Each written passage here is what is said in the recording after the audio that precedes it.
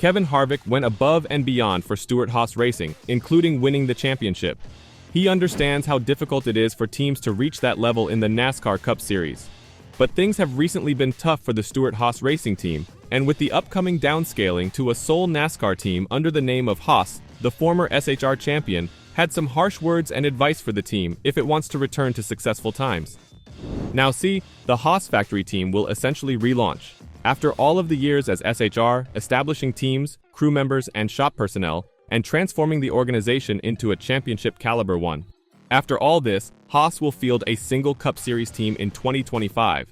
But will it be a successful effort? Now, they're right back to where they started. I think it will be very difficult for them to run this team competitively, Harvick said on his Happy Hour podcast. Co-host Mamba Smith expressed his excitement to see the new crew. I'm excited because it's a full circle moment. Like, they had the long run that we were both a part of in different ways, Smith explained. Now instead of going away, they're going to stay.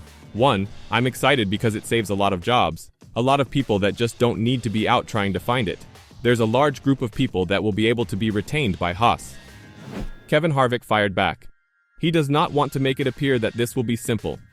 In fact, he's not sure what makes talented professionals want to work at Haas right now. Do you think they will be able to retain the good people? Harvick asked. Because I don't.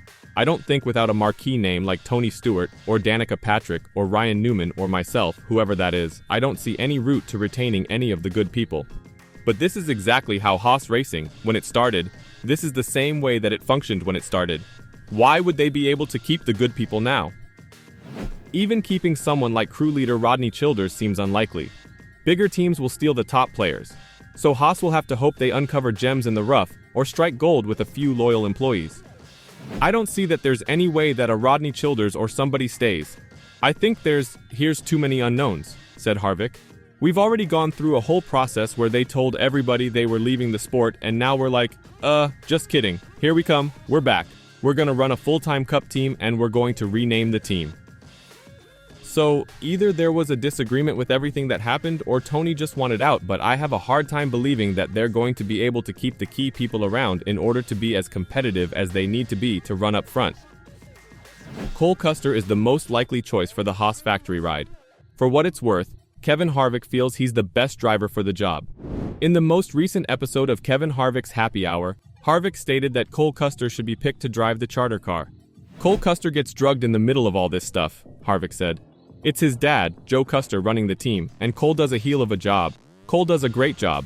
I just feel like that if Cole could ever break out of this whole thing with the Gene Haas and Joe and all the family ties, I believe he could make a career out of this.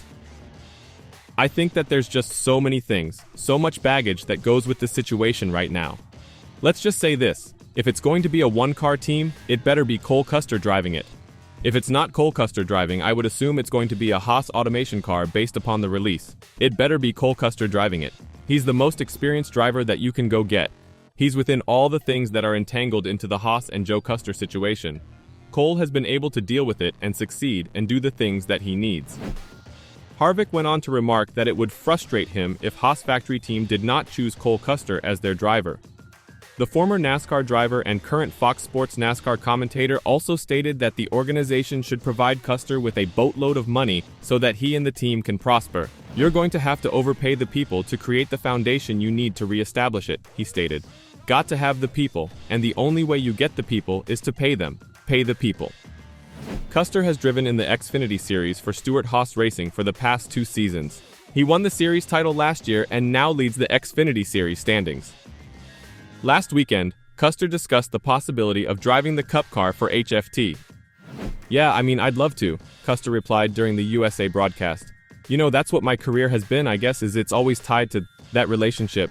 I think you know what Gene Haas has done in this sport, and it would be a dream come true to get to run that Cup car. I've tried to go back to the Xfinity Series to prove what I can do and try and make the most of it, and you just kind of try and hope it all sorts itself out. What do you think? Will Cole Custer drive for the sole Haas team in the Cup Series next year? If not, then who will it be? Let me know in the comments down below. Next to his advice to his former team, Harvick also had some advice for the current drivers, as he wasn't pleased with what Michael McDowell did to Ryan Blaney in the last stage of the Cup Series race in New Hampshire last weekend. Harvick went after McDowell for wrecking Blaney and costing them both second place. I didn't like it. I understand Michael's thought process of saying, hey, I need to go for it. But man, we weren't even racing for the lead, we were racing for second, Harvick said. He just wiped Ryan Blaney out. You could probably argue the point that you want to argue as far as taking a chance. I got to try to win a race, but wiping the second place car out for no reason is not right. I didn't like the move at all. Harvick didn't like the action, but he understood why McDowell did it. I agree with Michael, it was a low percentage move, Harvick said, but it wasn't smart. I think for me, if you're going to make a low percentage move, you better have a car that's fast enough to win the race. And if you're gonna wipe him out, at least wipe out the leader. After the race, McDowell approached Blaney and apologized for denying him a second place finish. I was in a do-or-die situation and I had to go for it, McDowell said. I know it was a low percentage move, but I had to try. All the guys that went to the bottom and 1 and 2 on those restarts got freight trained, so I knew I needed to enter in the middle. I just got the left sides on the wet paint and it just kind of took off. I hate it for Blaney. I know it ruined his day, it ruined my day too, and I apologize to those guys for that. But I'm at a point in the season where I have to go for it too. You don't know until you get there, and I was just in there a little too deep. Blaney reacted strongly to McDowell's maneuver. I know he's got to win and all that, and that's his excuse, but you have to calculate. Be a little more calculated than that, and just stinks that we're at the expense of it, Blaney said. But man, I thought we had a decent shot to contend. I was happy because we came in, put tires on, made a big adjustment, and I was looking forward to kind of restarting behind Christopher Bell and seeing if we could have anything for him, and just never really got a chance.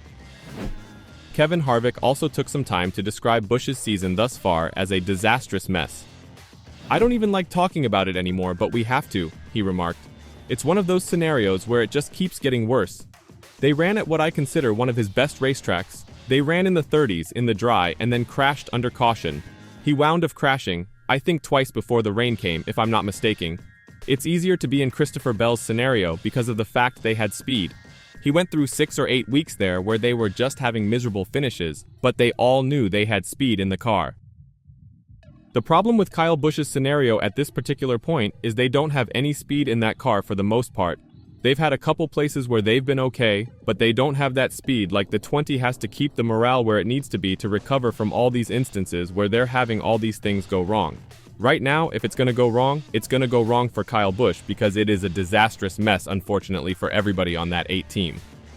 With his latest failure in New Hampshire, Busch is currently 45 points behind Joey Logano for the 16th and last playoff place. Busch, who is unlikely to get points, must win to keep his playoff run going, which began in 2012. Unfortunately for Busch, he is now riding a career-high 39-race winless skid, and victory lane appears to be a long way off with 8 regular season races remaining.